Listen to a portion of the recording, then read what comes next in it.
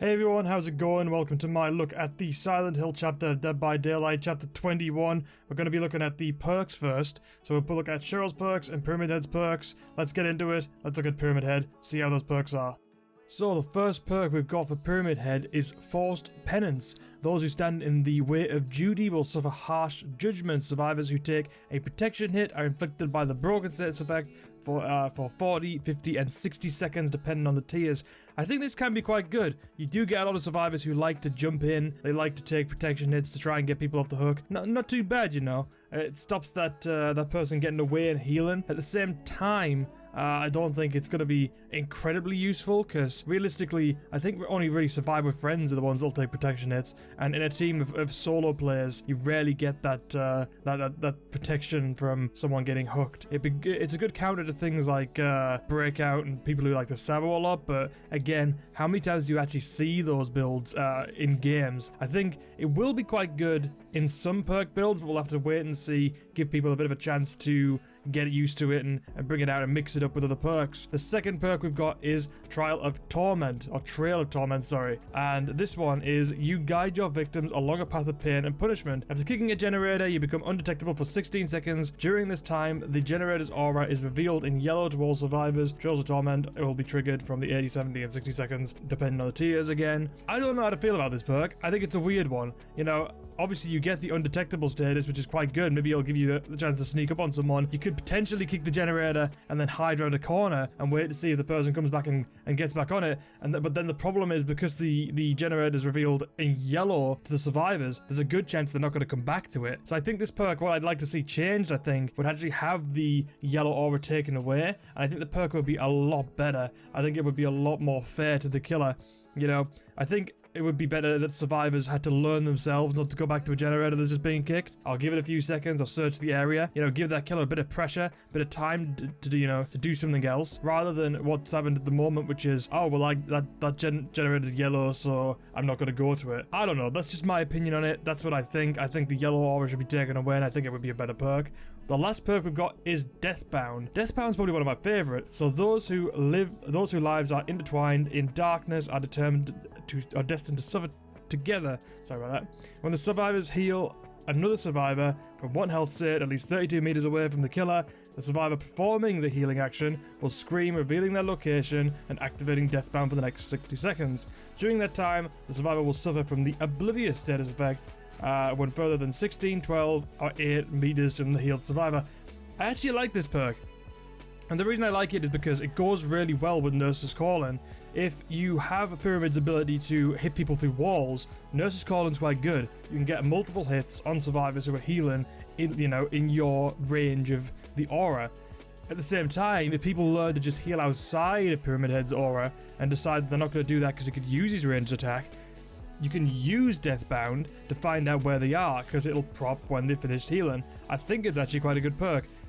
Obviously, you got to sacrifice 2 perk slots though to have Nurse's Calling and Deathbound, and it depends what other 2 perks you might take. If you pick the right perks, I think it could be quite good, and it could work out really well, but I think it will depend.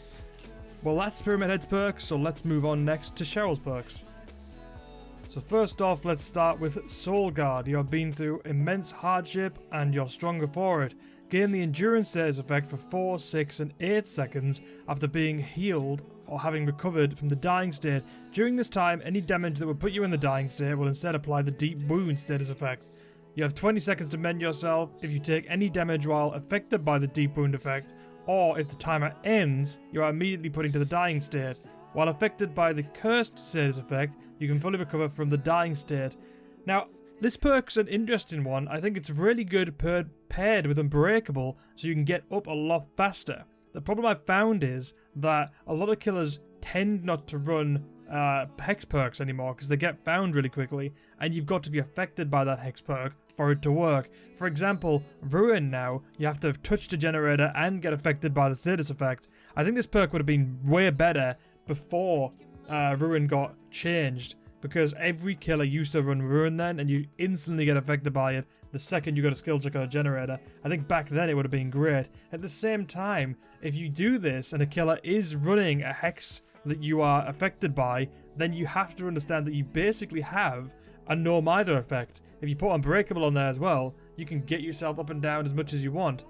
The specifics are kind of weird because you do need to have a killer that is slugging, but you do find a lot of killers that do slug in Dead by Daylight. So I don't know, maybe it'll be a good perk, maybe it won't. It's one of those ones where time will tell. I've been running it myself, I haven't had much luck with it yet, but I guess I've just got to give it a bit more time. We'll see what happens. The second perk we have is Blood Pact. It's as if a latent part of yourself is awakened. You feel like you can reach out beyond yourself for assistance. When you or the Obsession are injured, you both see each other's auras. After healing the Obsession or being healed by the Obsession, you both gain the haste status effect, moving at an increased speed of 7% for 6, 8 and 10 seconds. Reduces the odds of being the Obsession. If you are the Obsession, Blood Pact deactivates. The killer can be obsessed with one survivor at a time.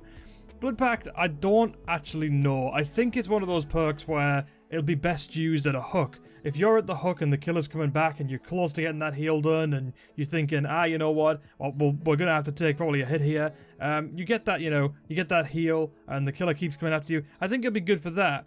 I don't know about the Obsession, the aura part of it. I guess it might be good for running if you're a solo survivor. This is it's an interesting one. I don't really know. The speed increase is kind of good, but I still think that Soul Guard might be better because you get the deep wound status effect anytime you're healed from the any damage will put you into the dying state.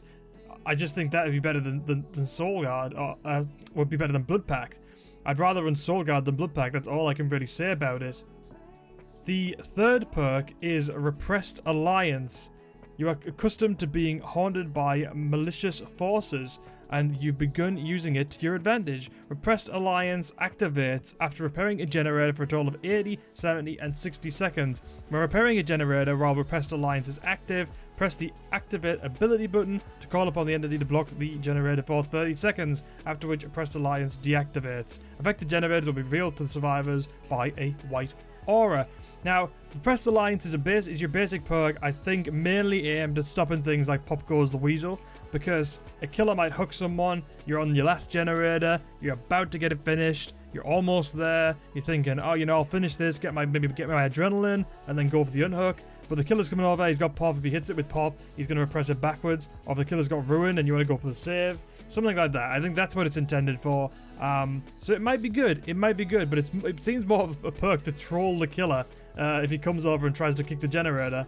The sad sort of thing is, a killer really could just sort of stand there and wait for it to end, but then you could pressure into the generator. It could be a good perk. I'm going to actually try using it quite a lot. I'm going to probably put it into my build and see what I can do with it. I like the idea of blocking a generator so the Pop Goes the Weasel doesn't just, instantly repress that generator to nothing. I do like it. I think it'll be fun to use. I think it'll be interesting. It'll be a laugh as well. You get a lot of giggles out of it. Apart from that, I think that's all you're gonna really get from it. But that's the perks for Pyramid Head and the perks for Cheryl. I thank you guys so much for watching. If you guys want to check me out on Twitch, I stream there. Link will be in the description. Thank you so much for watching, guys, and I'll see you next time.